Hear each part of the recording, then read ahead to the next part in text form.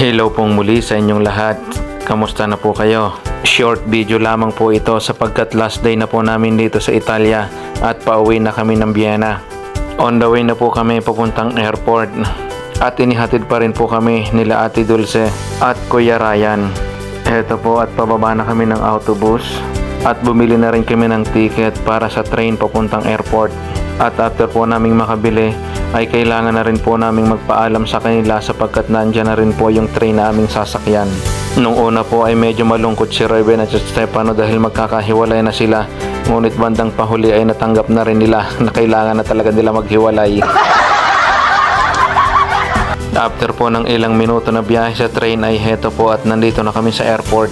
At first time ko lang po nakakita ng airport na mayroong nagdi-DJ sa mga nag-iintay na pasahero.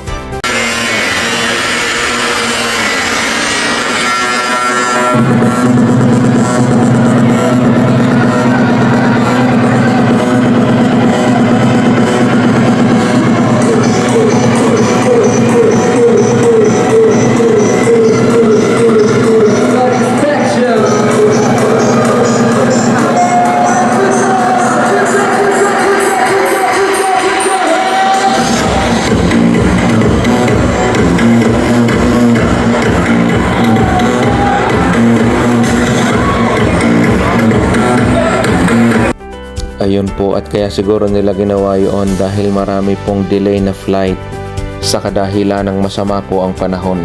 Heto po at after naming makakain at maghintay ng 2 hours na delay na flight ay naka-flight na rin po kami.